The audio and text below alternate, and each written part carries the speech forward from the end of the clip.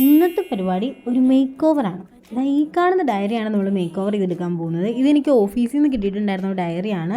അതിൻ്റെ ഫ്രണ്ടിൽ കാണുന്ന സ്റ്റിക്കേഴ്സൊക്കെ ഞാൻ ഒട്ടിച്ചതാണ് കേട്ടോ. ഇതിനുള്ള ഐഡിയ എനിക്ക് കിട്ടിയത് ഒരു ക്ലീനിങ്ങിൻ്റെ ഇടയ്ക്ക് നിന്നാണ്.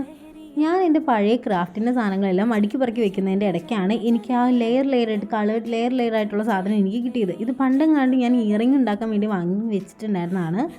ഒരിടയ്ക്കാണെങ്കിൽ ഇതിൻ്റെ ഇയറിംഗ് ഭയങ്കര ട്രെൻഡിങ് ആയിരുന്നു. സ്കൂളിൽ പോകുമ്പോഴൊക്കെ എല്ലാവരുടെയും കഥയിൽ തന്നെ ഇതായിരുന്നു. അങ്ങനെ അത് ഉണ്ടാക്കി പഠിക്കാനുള്ളൊരു കൗതുകത്തിന് പുറത്ത് ഞാൻ വാങ്ങി വെച്ചാണ് ഇങ്ങനത്തെ കുറേ. അതിൻ്റെ ബാക്കി ഇരുന്നാണ് ഇത്. ഞാൻ അതിൻ്റെ ഓരോ കളേഴ്സും വിടിയിച്ചെടുത്തു കേട്ടോ, എടുക്കാനുള്ള എളുപ്പത്തിന്. ഇതിൻ്റെ അകത്ത് ഒരു കളർ തന്നെ 10 വീതമുണ്ട്. അങ്ങനെ 10 കളേഴ്സ് ഉണ്ട്. മൊത്തം 100 ഉണ്ട് കേട്ടോ അങ്ങനെ ലെയർ.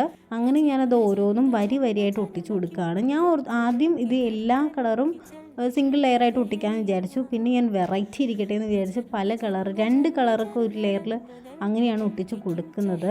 ആദ്യം ഈ ഡയറി എൻ്റെ കൈ കിട്ടുമ്പം ഇതൊരു വിൻറ്റേജ് തീമിലേക്ക് എൻ്റെ ഫ്രണ്ട് മേക്ക് ഓവർ ചെയ്തെടുക്കണം എന്നായിരുന്നു എൻ്റെ മനസ്സിൽ. അതിനുള്ള ഐറ്റംസൊന്നും ഞാൻ വാങ്ങിയിട്ടുണ്ടായിരുന്നില്ല കേട്ടോ മേക്ക് ഓവർ ചെയ്യാനായിട്ട്. അപ്പോഴാണ് ഈ ക്ലീനിങ്ങിൻ്റെ ഇടയ്ക്ക് എനിക്ക് ഈ സാധനം കിട്ടുന്നത്.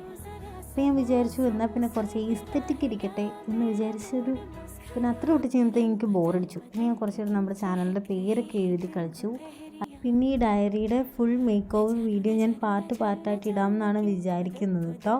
അപ്പം ആദ്യം നമ്മളിത് ഒട്ടിച്ചതിന് ശേഷമുള്ളത് ബാക്കി ഞാൻ അടുത്ത പാർട്ടായിട്ട് ഇടാം. ഇത് ഫുൾ ഒട്ടിച്ച് കഴിഞ്ഞപ്പോൾ എനിക്ക് ഈസ്തെറ്റിക് കുറച്ച് കൂടിപ്പോയോ എന്നെനിക്ക് തോന്നി.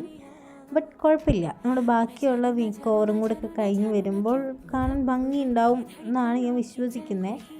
എനിവൈസ് ഞാൻ അതിൻ്റെ ഫ്രണ്ട് ഒട്ടിച്ചു. ഈ സൈഡും ബാക്കും ഞാൻ ക്യാമറ ഓഫ് ചെയ്തിട്ട് ഫുൾ ഒട്ടിച്ചിട്ട് കാണിച്ചു തരാമേ. ഇങ്ങനെയാണ് നമ്മുടെ ഡയറിയുടെ ഫ്രണ്ട് ഇപ്പോൾ ഇരിക്കുന്നത്. ഇതിൻ്റെ സൈഡൊക്കെ നമ്മൾ എന്തായാലും സെറ്റാക്കി എടുക്കുന്നതാണ്. എന്തായാലും ഇതിപ്പോൾ ഇങ്ങനെ കാണാൻ രസമൊക്കെ ഉണ്ട്.